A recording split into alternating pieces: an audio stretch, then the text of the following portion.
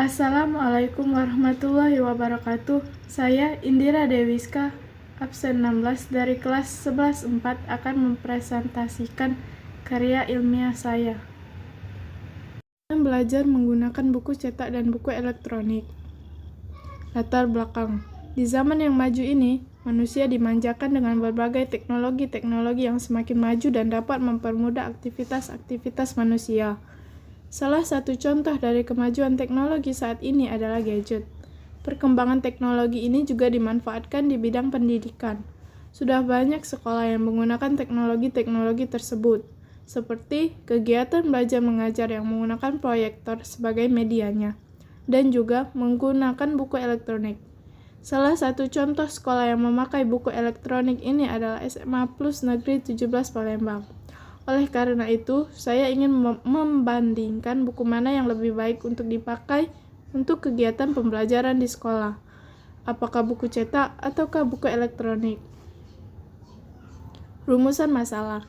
Apa perbandingan belajar menggunakan buku cetak dan menggunakan buku elektronik? Bagaimana media elektronik atau gadget dapat mempengaruhi cara belajar peserta didik kelas 10 SMA Plus Negeri 17 Palembang? Tujuan penelitian. 1. Untuk mengetahui perbandingan manakah yang lebih baik digunakan sebagai buku panduan siswa di sekolah. Apakah menggunakan buku cetak ataukah buku elektronik? 2. Untuk mengetahui bagaimana gadget dapat memengaruhi kegiatan belajar peserta didik kelas 10 SMA Plus Negeri 17 Palembang. Manfaat penelitian. 1. Mengetahui perbedaan belajar menggunakan buku cetak dan buku elektronik bagi siswa kelas 10 SMA Plus Negeri 17 Palembang. 2. Memberi pemahaman tentang apa itu buku elektronik bagi semua siswa kelas 10 dan para guru yang mengajar murid kelas 10 itu sendiri. 3. Pihak sekolah dapat mengarahkan peserta didik untuk menggunakan gadget yang digunakan sebagai media pembelajarannya, sebaik dan sebijak mungkin bagi peserta didik kelas 10. Pengertian. Buku cetak. Buku cetak adalah buku yang berisi kumpulan kertas atau bahan yang dijilid menjadi satu pada salah satu ujungnya dan berisi tulisan, gambar, atau tempelan. Setiap sisi dari sebuah kertas pada buku disebut sebuah halaman. Buku elektronik. Buku elektronik atau yang disingkat dengan e-book atau buku digital adalah versi elektronik dari buku. Jika buku adalah kumpulan kertas atau bahan yang dijilid menjadi satu, maka buku elektronik berisikan informasi digital yang juga dapat berwujud teks atau gambar.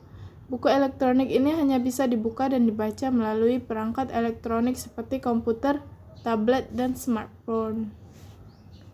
Kelebihan buku cetak: tidak mudah merusak mata, tidak mudah terdistrak, bisa dicoret-coret, lebih personal dan spesial, dan bisa diwariskan.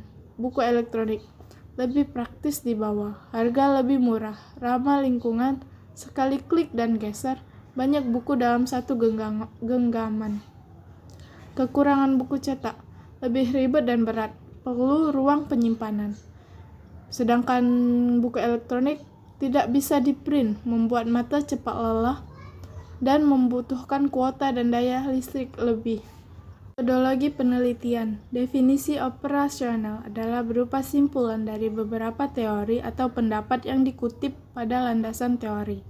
Istilah yang disajikan pada bagian ini adalah istilah pokok atau penting yang berkaitan dengan masalah yang akan diteliti.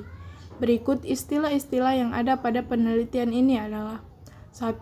Perbandingan adalah istilah matematika untuk membandingkan dua objek atau lebih.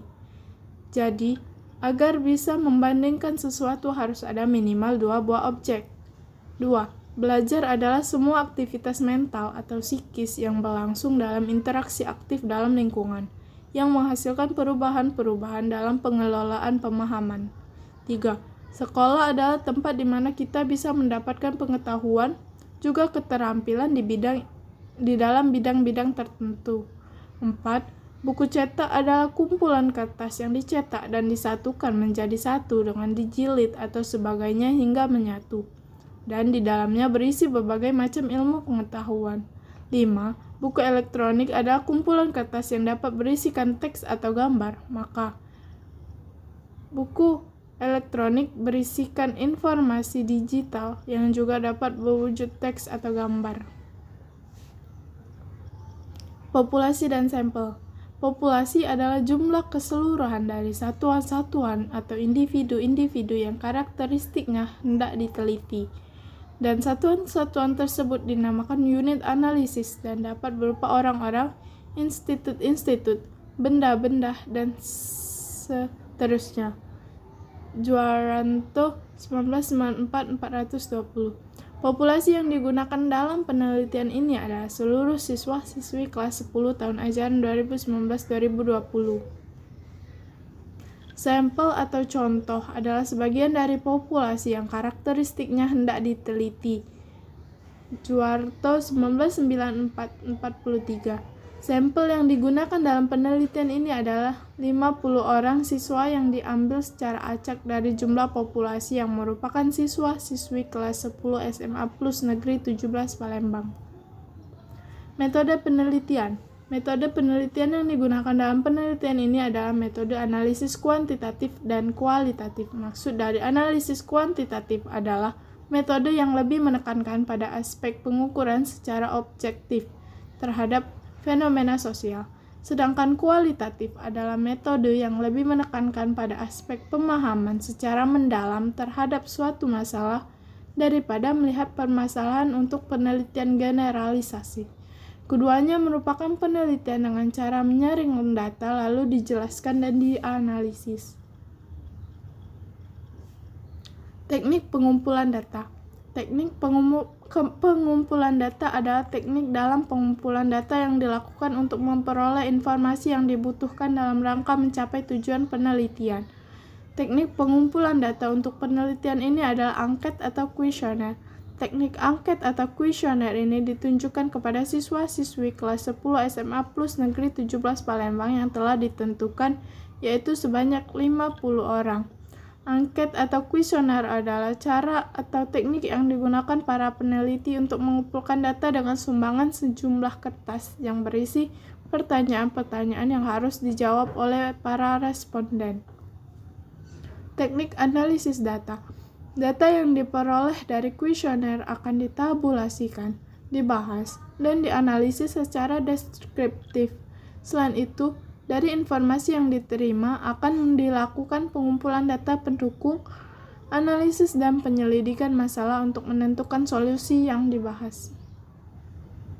Kesimpulan dan saran. Kesimpulan.